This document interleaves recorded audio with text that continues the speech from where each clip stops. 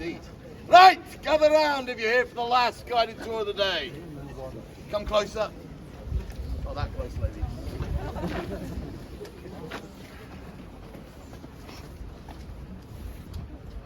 Right, are we all excited? Yep. I'm about to put a stop to that. Now, before I start my amazing tour, I must warn all of you, it does contain murder, execution, and my favourite hobby, torture. So if it's not for your young, delicate ears, feel free to leave my tour anytime you like. Harry Potter world is that way. Secondly, are there any Americans, Canadians, Australians in the audience? Put your hands up now. Welcome home. I'll show you where you're staying later. Now, my name is Yeoman Warder Scott Kelly. I am one of 34 Yeoman Warders, nicknamed the BEEFEATERs. And we live in His Majesty's Royal Palace and Fortress, the Tower of London, at all times, at bequest of His Majesty King Charles III, because we are the King or Queen's ceremonial state bodyguard. In fact, we're the oldest formed bodyguard in the world still in existence. We were actually formed in the year 1485 at the Battle of Bosworth during the reign of King Henry VII. Now, when you see some of my colleagues today, you'll think that some of them actually joined in 1485. Luckily for you, not only are you about to have the best tour of your lives, it's with the best looking BEEFEATER in the Tower of London. Yeah! Thank you, ladies. Now, do not take my word for it. Wait till you see my colleagues and you'll see what I mean. Now, my story begins way back in the year 1066, when William, Duke of Normandy, better known as William the Conqueror, defeated the Anglo-Saxon King Harold at the Battle of... Ladies and gentlemen, boys and girls, there are times I want you all to join in. Failure not joining into my guided tour will result in some of you going to the Tower's torture exhibit. Some of you might like it. Now, William was crowned King William I of England on Christmas Day that same year, but he had to continue to fight his newly conquered subjects, as they did not take kindly to Norman domination. Now, William looked to locate a citadel so he could command and control the vast citizens of London. He chose a site on the eastern edge of the city wall where once an old Roman fort had stood. It was here, ladies and gentlemen, in 1078 that he authorised the building of his first royal palace and fortress here in England. Today, we refer to that building as the White Tower, and it is situated behind these magnificent defensive walls. No point in looking, you cannot see it from here. It's going to be a long afternoon, isn't it? Now, most people come to the Tower of London and they only want to know about executions and torture. You, madam? Good. However, you'll be disappointed, because most of the executions happened outside the Tower of London, just behind you. At the top of Tower Hill, behind those large gathering of trees, just plus that main road, is an area known as Trinity Square Gardens. That was the site of many executions between the 14th and 18th century. King Edward IV in 1465 had a public scaffold erected on Tower Hill. This caused much concern to the people of the City of London, having a public execution site on their south lawn.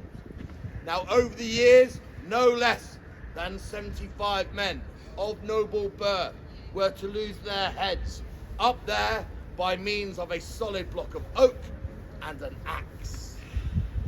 Now, ladies and gentlemen, boys and girls, just imagine the scene on the day of said execution. Literally thousands of men, women, even children. It was classed as a family day out.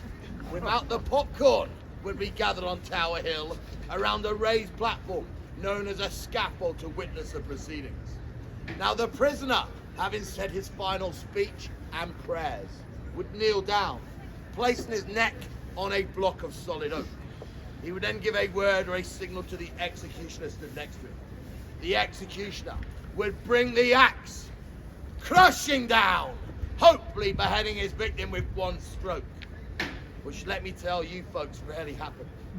The executioner would then pick up the severed, still bleeding head, raise it aloft for all to see, as was the custom between the 14th and 18th century, to show that the head had been separated from the torso.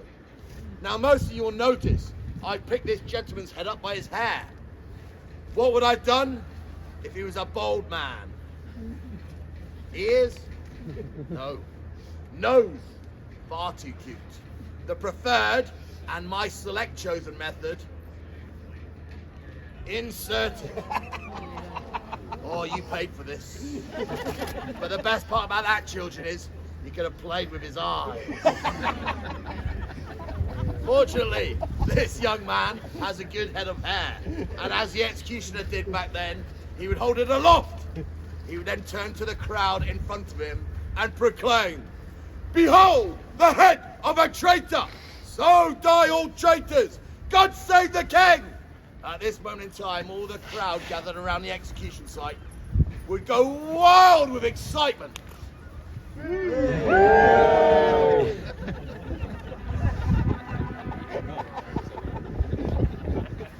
The king does not pay me enough for this. Ladies and gentlemen, boys and girls, I'm giving you 100%. You've given me about 10% back in return. Something needs to change, and it's going to change now. Woe betide any of you who do not join in. We're going to do that again. Execution, lift the head up high, turn to the crowd and proclaim, wait for it, "Behold the head of a traitor! So not yet, sir. That's premature. I won't speak to your wife about that. Do you mind if I carry on? So die all traitors! God save the king! Yeah! Louder! Yeah! Are you not entertained? That head would then be impaled onto a soldier's pike, paraded through the streets of London towards London Bridge, which in those days was the only bridge across the River Thames. Everybody now point to where they think London Bridge is. Let's use geographically challenged. Madam, you're from America, aren't you? Australia. Welcome home. No, you're pointing to Tower Bridge. It's called Tower Bridge because it's next to the Tower of London. London Bridge is the first bridge to my left, your right. That's actually the fake bridge our American brothers and sisters purchased. Now, don't worry, my American brothers and sisters in the audience.